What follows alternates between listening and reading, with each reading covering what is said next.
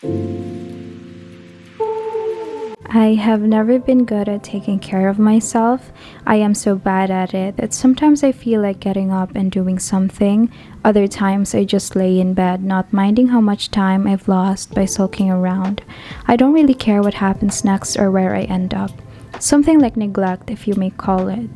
With the ongoing pandemic, I am forced to be alone with my thoughts. I didn't realize how much I've paid little to no attention with what my body is telling me, not until I felt the world shifting faster than it should be. It is as if everyone moved on and I am stuck where I am. I sometimes force myself to be productive, and when it doesn't meet my expectations, I give up easily. But that's the thing, I should be a little kinder and just allow myself to slow down and live and simply act. I want to share some habits I've been doing recently that help me feel a little more present. This might help you too in some ways as much as it did for me. I've learned the hard way into knowing that moving should not be forced upon you. I had this idea back then that doing rigorous workouts meant faster results. I do it all for that purpose alone, to lose weight and feel good about my body. But results take time. You just have to enjoy the process. I do 10 to 15-minute workouts or just some walking or basically any movement for the day. Just a little heads up from me to me saying that, hey, you can move your arms, all of you, and you should be grateful for that. Let's be honest, physical impressions matter to ourselves, and what I mean is taking care of the features you already have. Your outer layer is something that you wear every day for the rest of your life. It is stuck on you forever. I am not that good in makeup, so I pay more attention with my bare skin. If there is one thing I learned about beauty, that is to invest more on your skincare that will give you the confidence you need. There is also calm in washing away all the dirt and unnecessary thoughts you have while taking a bath or just spending time in the bathroom pampering yourself. Putting on some cleanser, serum, exfoliate, and doing all that step-by-step process before I start my day gives me a sense of purpose, that I'm doing something good for myself. Feed your skin the good stuff and the rest will follow.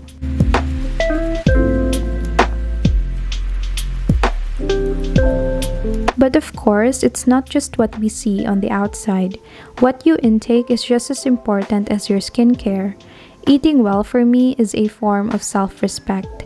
I find joy in cooking and preparing myself good food, but it can also be a takeout or indulging myself with little amounts of sweets or chips as my guilty pleasure.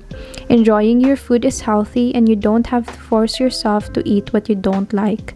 Experiment. Try cooking different recipes if you have the time. I don't even think about it as a strict diet or 30-day meal plan anymore.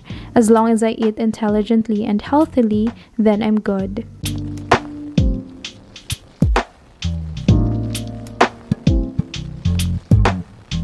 Expressing my identity in little bits of accessories and wearing clothes according to my preference of style are one of the few things that kept me sane.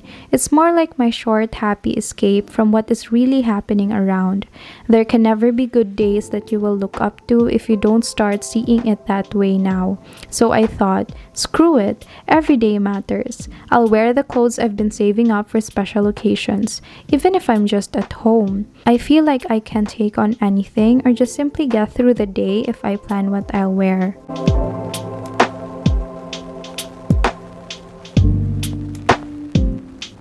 With everything going online, it is so hard to focus on things that really matter.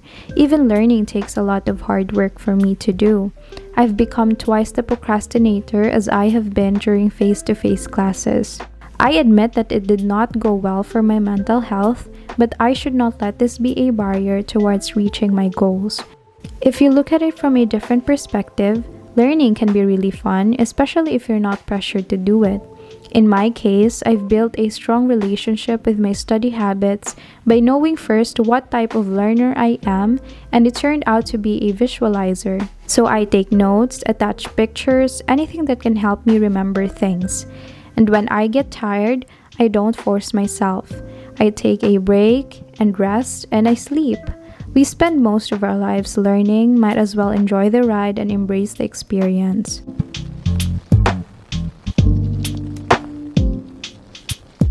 I'm not even gonna lie when I tell you that I lost so many people this year. There were times I did not know what to do. Maybe I was just afraid to let go of what I was used to. However, with the lockdown, it made me explore who I am. It is easy to fit yourself into the description and stereotypes of others. But what of through your eyes? Do you like yourself when it's just you? There's this saying that if you're never alone by yourself, then how will you ever know yourself? And for me, that speaks volume. Recently, I found out quite some amazing things and what I am capable of as a person. I know I would not see it that way if it weren't for the circumstances that I am in right now, so maybe this is a blessing in disguise. Self-care is on the top of my list. I spend my alone time doing the things that I love, and truth be told, I've never been happier.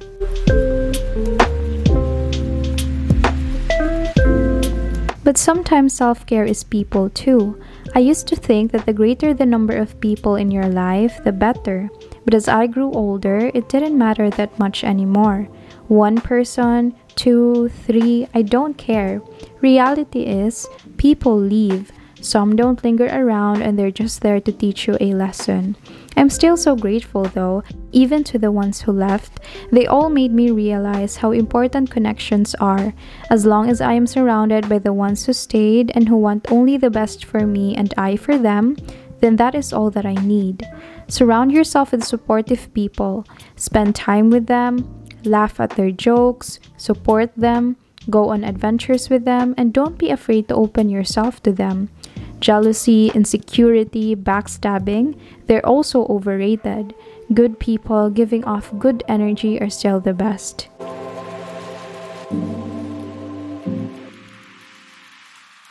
If I could give my younger self a piece of advice, that is to always keep a journal. And I encourage you to do the same. I swear it will change you. Just keep track of what's happening in your life, and soon, when you look back and read about all the words you've written, you'd be surprised at how far you've come. Write down anything, your plans for the day, 3 weeks from now, 3 years from now, what upsets you, what makes you happy, a random thought, or manifest what you want for your future. Just try to make it a habit and see where it leads you, because after all, writing is just all about having a relationship with your mind. And nothing is more important than our mindset. When people turn their backs on you, or when the world seems too big and you feel overwhelmed, having a good mindset allows us to think that this too shall pass. However, there's no rush in anything. Take things slow if need be. Appreciate what's in front of you. Enjoy the little things. And if you feel like you did not do well today, there's always tomorrow to try again. Never pressure yourself. It is also unfair to compare what others have that you don't. We all have different timelines, so cut off some slack. Don't be so hard on yourself, and please do remember that you are brave, exceptional, beautiful, smart, and you are all the things that make you who you are today. That's all. Thank you for being here, and I hope I did help you even for a little bit. Sending love and light to all of you watching this.